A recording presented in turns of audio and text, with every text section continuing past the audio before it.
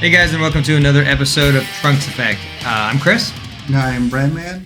Today we're going to be talking about Resurrection F. We've done it. We've resurrected Frieza. We did it. The only villain we could possibly get back. Are we sure? Maybe. I mean, I think this at the time, they were just like, hey, we successfully have come back. We did the movie before this. We've got everything going in the right direction. I guess we're going to bring back Frieza. And I don't know if it's just Toriyama being like, okay, we need to do this guy right. I want to bring him back in some meaningful way. And I mean, for the most part, I think I like how he comes back. Yeah. I think I like him more how he's utilized in Super, know? So this movie is kind of like Battle of Gods. It's a decent introduction to the universe that they're building, but it's not amazing. So kind of what are your positives going in about this movie? So some positives is that Piccolo has gone from being best dad to being best granddad. That is true. In our trajectory of movies, he is upgraded. Yes. He's been like, Gohan, I have fathered you, and now I will be the grandfather to Pan. And I love him just rocking her, just like nonchalant. He don't give a shit about Pan. No.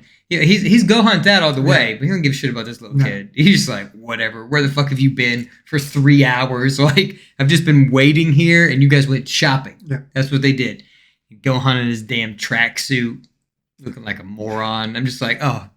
I mean, we're getting better. We're not Super Saiyan Man, so like, we're getting better. At least he, has upgraded to low-level mobster. Yeah. And pretty much, I always love getting more Whis. Like the more Whis we get, the more I love him. Like, yeah, Whis is great, and we get to see Beerus's kind of planet, and so they're training with Whis. Beerus is asleep apparently in the beginning of this, and they're taking a little cat nap. And so you really get to see Whis fight. I mean, he doesn't really do anything. Yeah. He's just not getting hit, which that is great. Whis is, his fluidity, and also like the conversations they have, you see, like, especially going back to this, because I haven't watched this, in a long time. And going back to this movie, you're like, it's crazy how well they set up Ultra Instinct, even in this movie. Because he attains it for a brief second. Yeah, and he even tells him, he's like, hey, if you guys could just fight without thinking, shit would be amazing. Even Beerus can't get that. So it's like that all plays into like the turn of power when he actually gets it. Because even though the gods are just like, what the fuck? How did he get that? So it's cool, like kind of revisiting this movie, and I think it does play better now. I think at the time some people had issues with it, but I think in context, it's always kind of like that though. I mean, it's like if you're the middle chapter of a movie or something like that, you watch the third one, you're like, okay, the third one kind of makes this stuff be in context. So obviously we had to go through a whole show to get there, but I think going back into this, it does make it better because that stuff does build up and you see kind of the beginning of them setting up something more powerful. I would say the only thing I don't like is that we don't get to see Goku and Vegeta get Super Saiyan Blue. We just don't get that. So, I mean, that's my only like mixed thing that, in the beginning when they do that is that you just don't get to see it, which sucks. I mean, you don't get to see that. If you weren't watching the show or anything, then when Jacko comes through, you have no idea who the hell he is. Yeah, I mean, so there's a lot in this movie that they kind of just throw onto you, and so it is weird. So that stuff, and I think I mainly see kind of where people have their issues with the movie is like kind of that stuff. They're just like, hey, some time has passed. Here we go. Yeah.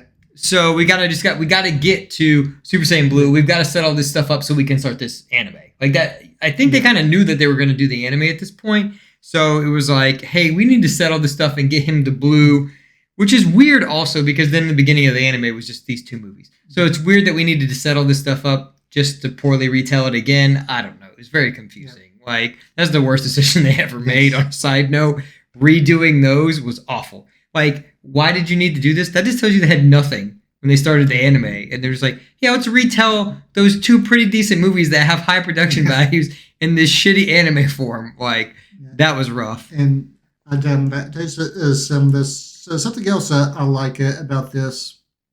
That you actually get to see how similar Bulma and Frieza are. Oh yeah, dude, she's awesome. You get to see her be very vocal, like and basically, but Bulma wants the Dragon Balls so she can look for 5 years younger. Yeah, because she doesn't want to go too young all at once and have people like, oh, did you have surgery? Yeah, she doesn't want that, which is great. I mean, Frieza just wants to be taller, and not abnormal. He just wants to grow 5 centimeters taller. It's great. I mean, just like these little things where you're just like, okay, they want their wishes, but they're just so vain, and you can tell these characters they're the exact same person. Yes. Even when she's shouting at Frieza, he doesn't do anything because he's like, damn, somebody yelling at me, like he's over, but. Then it's great. So I mean, I guess we can go kind of back to the setup of this movie and how we kind of get to Frieza. So Goku and Vegeta are training with Whis on Beerus's planet, and then we kind of cut to a few of the Z Warriors. You see Gohan with Videl and Piccolo's babysitting, like we said. You cut to Krillin, which is a pretty fun scene where these guys are robbing a bank, and there's Krillin being a cop, and then of course being a narc. That's Krillin.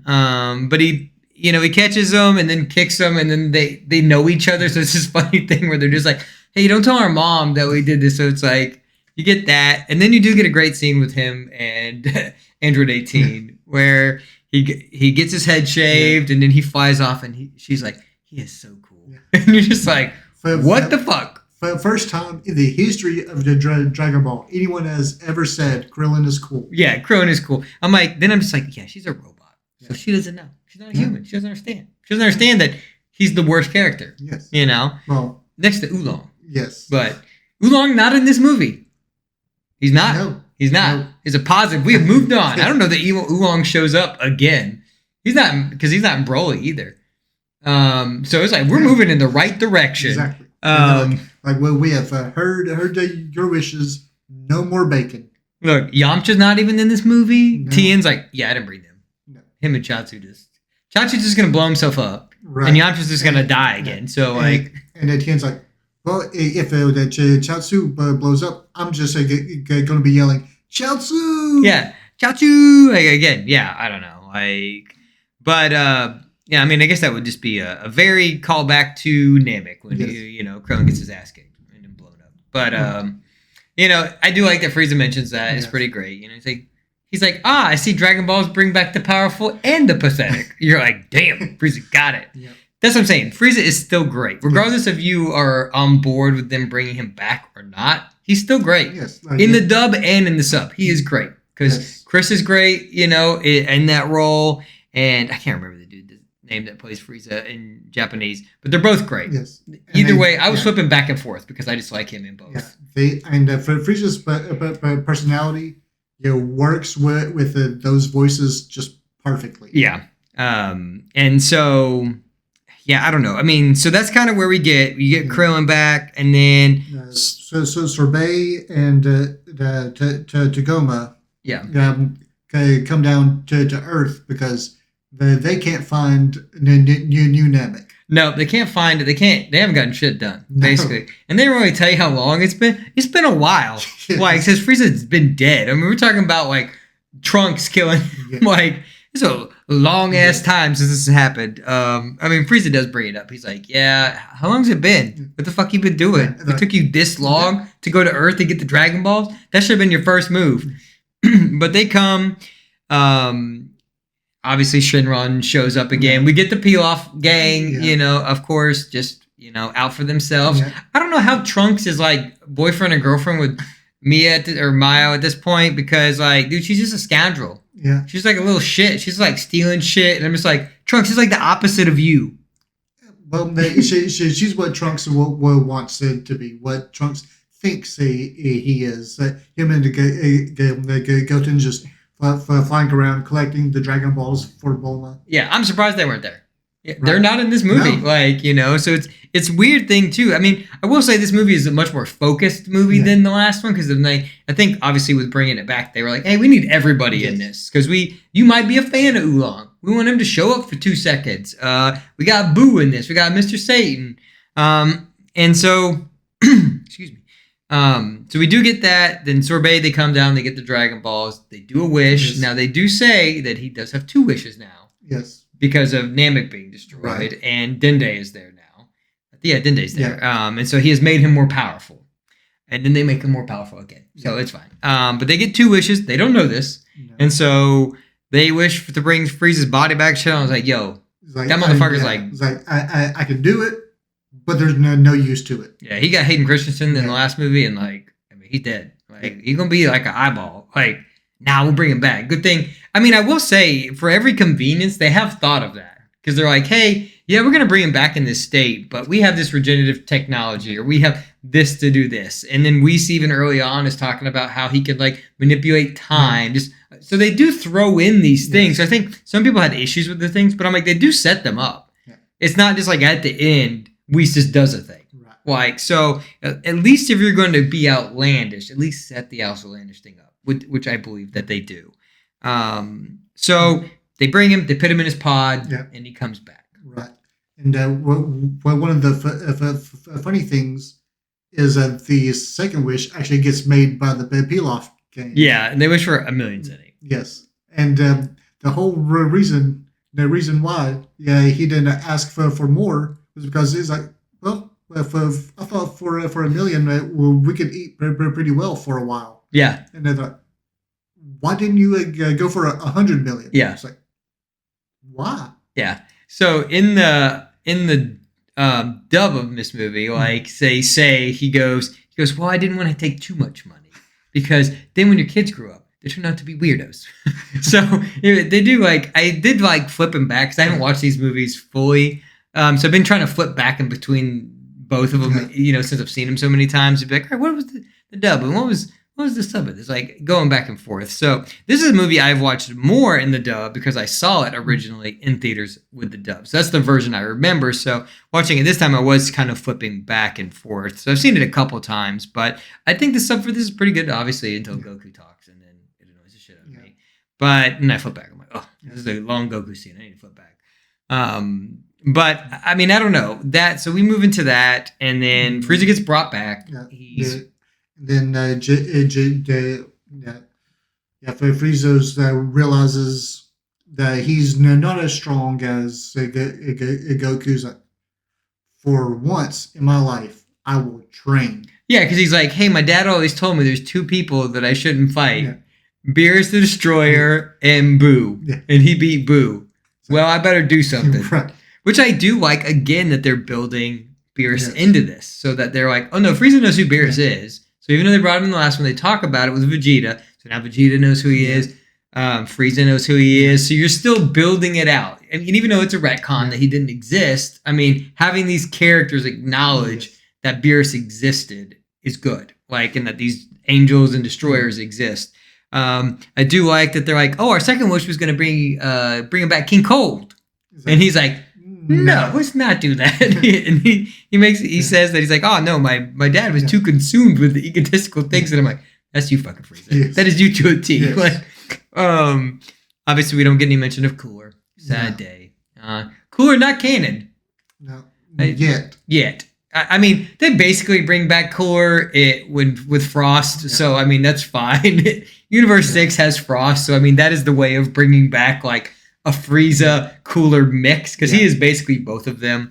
And so then he's like, hey, you guys been fucking around. My army is nothing now. Yeah.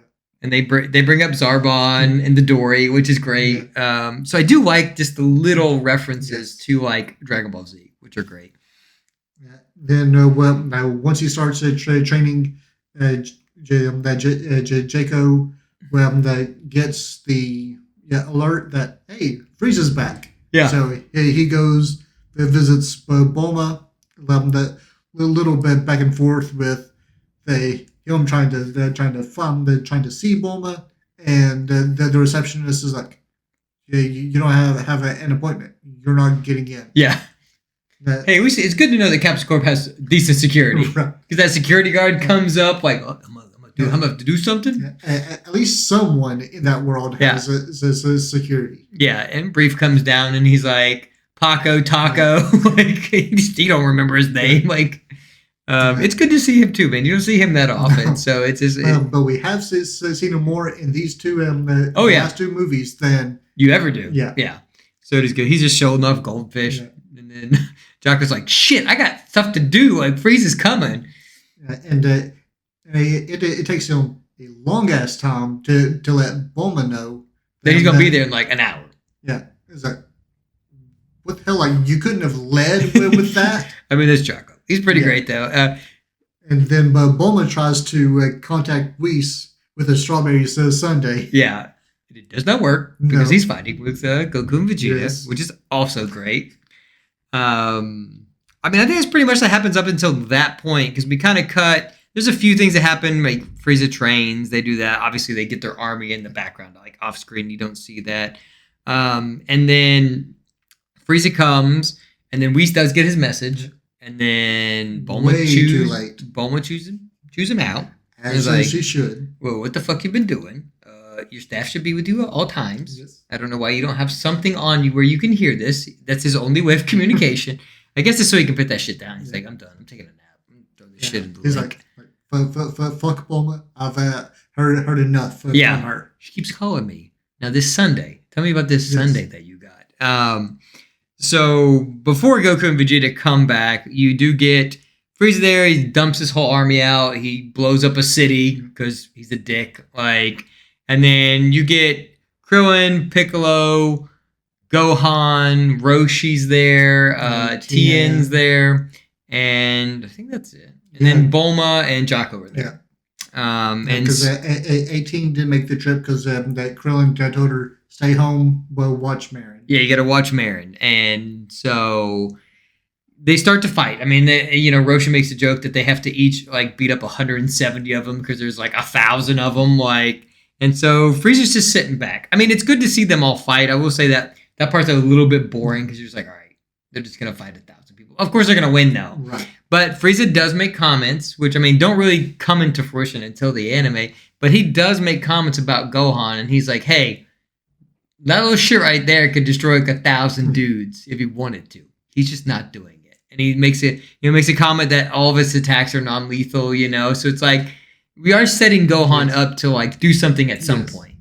That shit don't happen till the Tournament of Power, but he gets there, and obviously going into the movie next week, he'll do something. Finally, finally, Jesus, man! You got to think when this movie came out. This is 2015, 2016, something around then. I can't remember the exact year. It was a couple years after Battle of Gods, and I'm like, so. Yeah, I'm like, it's been a while. Yes. It's 2022. And even that was in 2019 that we got that. So it was 4 years from the time they set that up that Gohan's actually going to do something and take some shit serious. Only because the universe depends on it because his dad's a dick. But so then, I mean, inevitably we get to the point where they fight them. They can't fight Frieza, even in his base form, which also is interesting. Yes. This movie does set a lot of things up, which, I mean, I don't know most people, I mean, some people pick up on, but it's interesting to, like I said, to go back and watch these and be like, so even at their max power, none of them can fight Frieza in his base form. No. Not even Gohan. Not even Gohan. I mean, he could probably if he wanted to. Or if he was prepared. Yeah, but so it's weird, Piccolo can't do it. So it's that just shows you how weak they are. I mean, some of them I get. But Gohan has the ability to. Yeah. He just obviously has. But they do mention that he hasn't been training. He's like, I can go Super Saiyan. I think he doesn't even know if he can go Super Saiyan anymore, which is, they bungled Gohan. Yeah. So bad. Which is weird because at the time that was everybody's complaint was Piccolo and Gohan, they just bungled them, and I never gave a shit because I just was not a fan of any of them. I don't know why. I was just I always liked Vegeta and Goku and stuff like that. So I never paid attention to any of them. But I mean, I will say the one thing in doing this way and watching all these movies back to back to back to back is, man, I really get why people like Gohan and Piccolo. I get it. Yeah. I get it now. It's turned me. Even though those movies are all hot garbage, other than two of them, I do like Gohan and Piccolo. Yeah. So I see it as a kid, if people were watching just the movies a lot more than they were watching the anime, that you would like Gohan and Piccolo because they're in that so much more, especially if you're watching all of them together. Mm-hmm. You get way more of them than you do Goku. Yeah. Well, see, and I was someone who, as I was watching the anime, I was always a Piccolo and Gohan fan. Yeah. I mean, I don't know. I guess I was like everybody, just like Goku. I mean, but they did that. that was their fault. They did give him all the cool shit. Yes. So I'm like, if they'd given Gohan all the cool shit, everybody liked Gohan. Yeah. So, I think that became like, I think people's love for Gohan is like, yes, he did badass things, but it was always waiting. I think there was we love Gohan, do something with him. So I think that's why people liked him. And then the more they didn't do it, the more people liked Gohan more because he wasn't getting that stuff. So sort of like what they did in the Digimon anime with Patamon. Yeah. But Patamon like never digivolved. It was the only one, and then finally the digivolves into an Angemon, uses its full power to take out the enemy. Then he does not digivolve into Angemon again for like another like 100 episodes. Like it's very parallel of the treatment of Gohan. Yeah, I guess I never realized that Agumon is basically like Goku. Yeah, he's just the Goku of Digimon. Yeah, that really is. He's just in everything. No matter what game you buy, what you watch, his ass is always just there, and you're like, you don't need to be here. Nope. You're just a dinosaur. I get it. Like, you're the plainest ass Digimon. Why are you here? Goku is like white bread. He's like the plainest one out of all. So is Agumon. It is interesting. So we do get into we'll get into the fight. We'll skip past all the boring shit. But basically, Goku Vegeta finally show up after Whis gets the message. Whis and them take their time, which again, they do address them not being there at the time, which also, I don't know why Whis, it's interesting still that Goku is still the only one that can intertransmit. Yes. Whis can't even do it. He can travel, but he cannot instant transmit. Well, and I figure for Whis, he's like, no, well, why do I need to do an instant transmission when I can cover all this distance in like 30 minutes? Yeah. And I get why he would never know it, but it's just still, I do like that they have kept that to Goku. That it is a thing that only he has. Because they could have given it to everybody. Yes. And I'm glad that they never did. I'm glad Vegeta never got it. I'm glad that it is a thing that, yes, they use it, but it has to be him. Mm-hmm. So it can't just be like overly used all the time. And they still put limits on it. He still has to be able to sense the power. So like, even if Frieza's there, they're so far away that everybody has to power up, including like Frieza. So I do, like I said, like the conveniences that sometimes are made in Dragon Ball, they do try to address. They attempt to address all these things. So yes, Goku gets there beforehand. Whis shows up 30 minutes later, presumably. I mean, time is fickle in fucking Dragon Ball. I mean, is this fight 20 minutes or 3 hours? I have no idea. Nope. They're just bouncing around in the sky. So they fight. Yeah. And it is pretty great because he goes to his final form from the beginning. Great. We don't have to see that ugly ass second transformation. So he goes to final form. Goku's like, eh. Yeah. He powers up a little bit. Yeah. But he doesn't do anything. He's like, I don't think I need to. Because you're a bitch. Yeah. And he doesn't need to. Like, he still is beating Frieza's ass. Which again, I mean, even though he talks about like, they do bring up power levels, which is the kind of last time that power levels are really mentioned. Because he's like, oh, I'll be 1.3 million. And like, after this, you never hear that shit. Because like, if you heard what Broly's was, you'd be like, it's stupid. It doesn't matter. So it is, I am glad that they kind of got away from that. I think we had, in this movie, we have 1 foot in Dragon Ball Z and 1 foot like into Super. Like, and so like they finally deshackle it. They have scouters in this shit and like those go away. Obviously, nobody has them after this. So I do like that. But still, it's interesting that like to see like how powerful Goku is now. And I do like that they kind of set these things up. They don't like blatantly tell you. But if you're paying attention, you're like, all right, well, that was his final form before. Mm-hmm. And this is where Goku is now. He had to go Super Saiyan and kind of trick him to even beat him then. Yes. And now he's like barely in his base form and can beat Frieza in his final form. So like, obviously they had to do him. But I mean, I also see that like hitting the table. For Frieza to go into his golden form is a lot of energy. Yes. Like, and they do explain that too, which I do like. That's basically how he loses, is that he's expending so much energy because it hasn't been in his form. Right, which is what was happening with Goku, Vegeta, all the newly formed Super Saiyans. Yeah. Is that they couldn't hold the form at first for very long because you use so much the energy to attain the form, and then you're still using even more energy to stay in that form. Well, that was the problem with Super Saiyan 3. It required so much energy just to get into it and then to stay in it. And so, and you see Goku, he just turns into blue in a snap. So you're like, okay, no one has been doing this. He's mastered this form because he can just go into it, which I do like, again, even though my qualms of us not being able to see him. I mean, you're seeing the implications of that because Beerus is like, oh, you've come here multiple times. So they've clearly been training with Whis for years at this point to get this form. I just wish we could have seen some of that. And I know they go into that in the anime, so they do kind of show you how he gets there, which, I mean, I didn't need it. But, I mean, see, I'm saying that I needed it, but I don't need it because I saw it. I didn't like it. But I do like the way it is. It kind of breaks apart and you see him turn into the blue. One thing that we mentioned earlier, right, for a brief moment, they in this transformation to blue, Goku attains the Ultra Instinct. Yeah. For just a brief second. Yeah.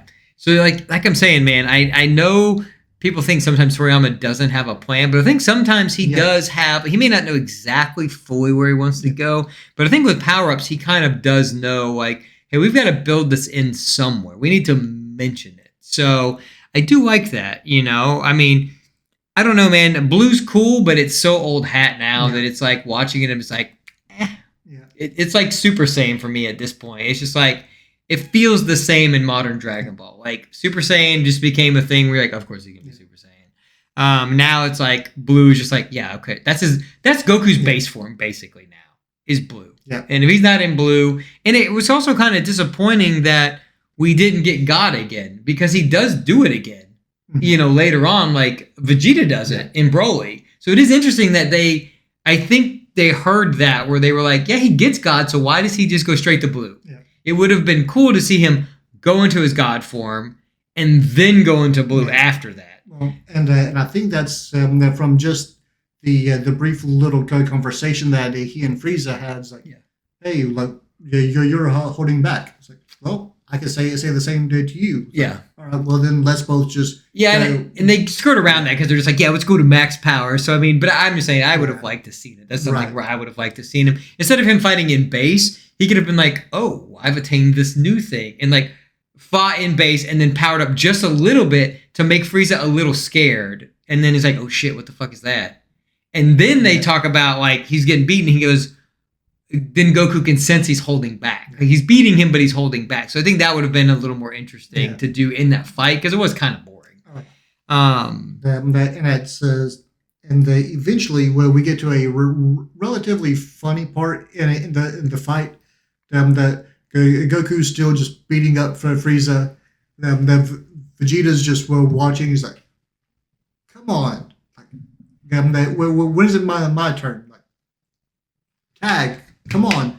Yeah, he beats the shit out of him. He gives him a bunch and Frieza's just what the fuck? And for Frieza's thinking oh, Vegeta is still loyal to me. It's no, asshole. I want to fight you. Yeah, he's just funny. He's oh, they're fighting for me. You're fighting over me. Great.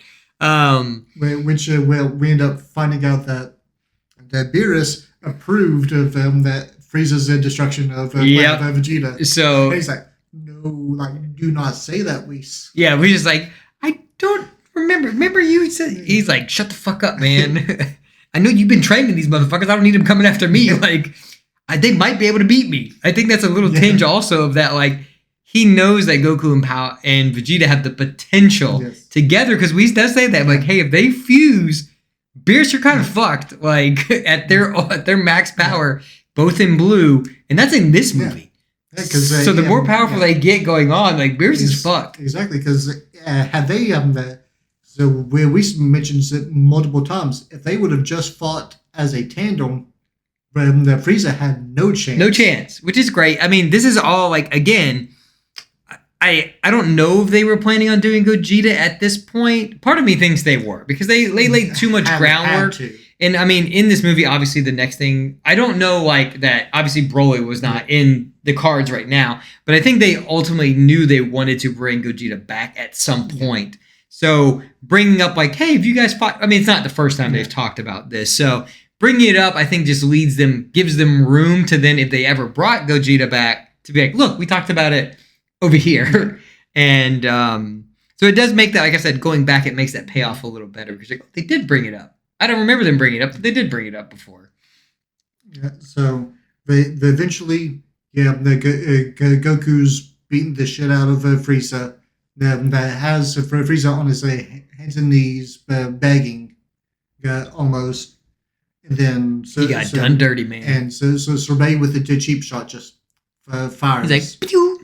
Yeah, that's the contingency plan. Again, they mentioned that earlier. There's a lot of foreshadowing in this movie, which is weird. It's like, that contingency plan. You get shot. He's like, oh yeah, that's the contingency plan.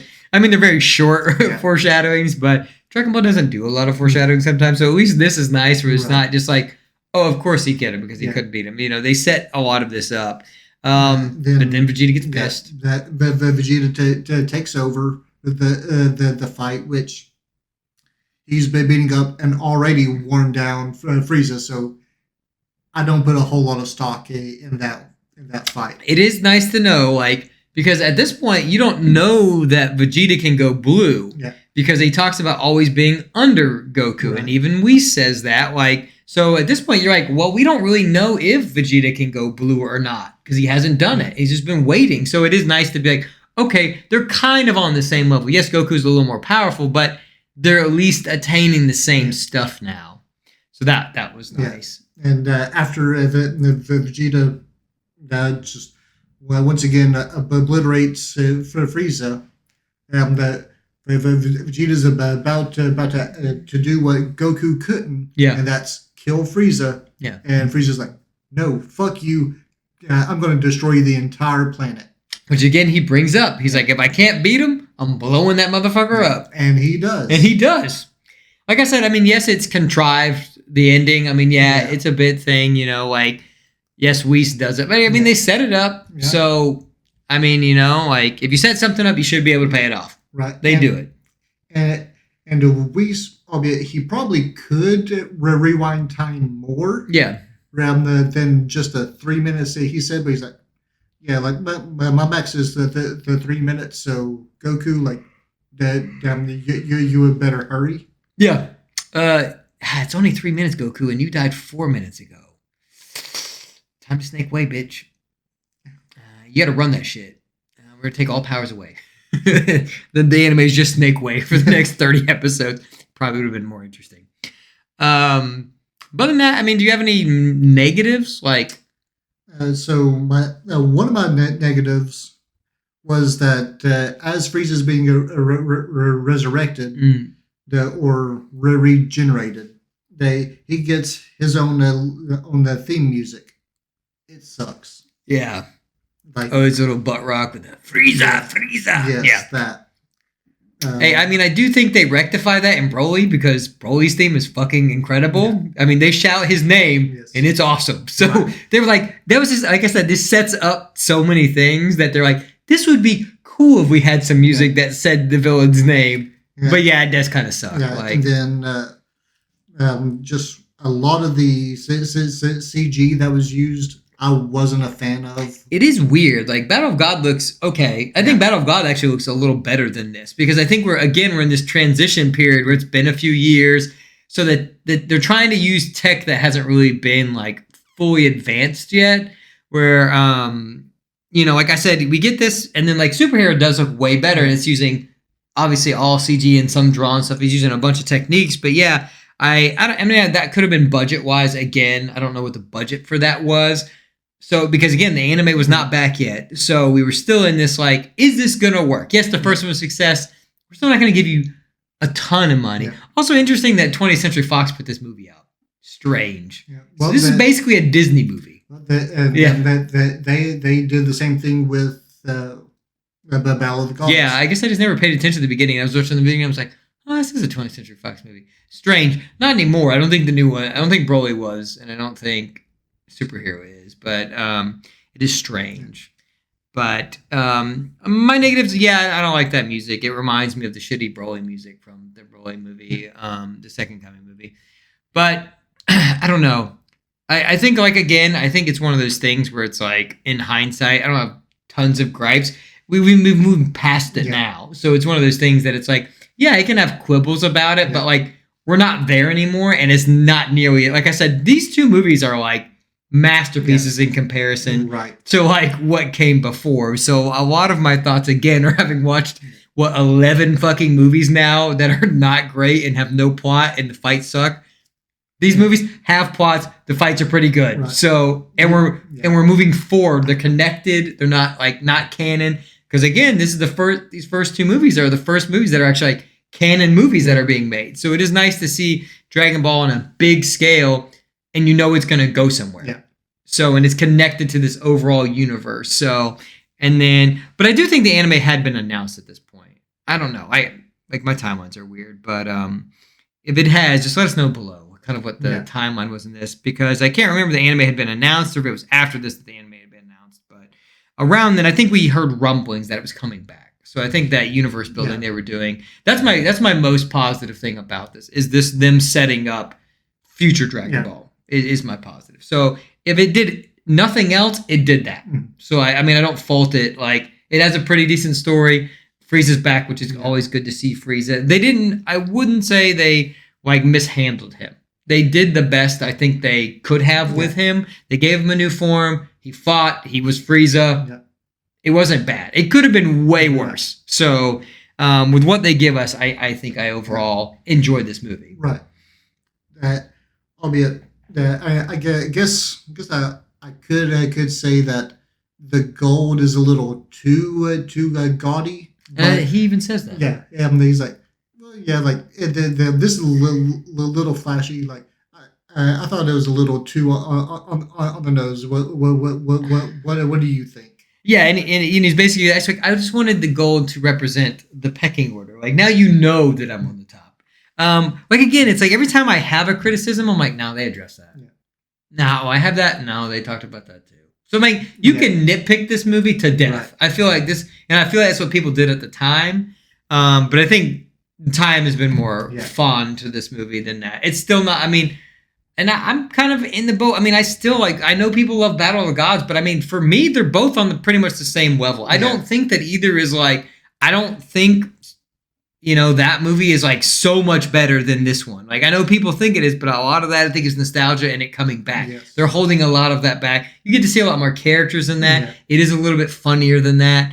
But ultimately, like, they both accomplish the same thing. Yes. You give new forms, we're moving the plot forward, we're building the universe. They both do those things. And then watched like in succession, like we've watched them, like they're on par for me. There are parts that could go up and down for both of them. Yeah. So that's kind of where I sit with these movies.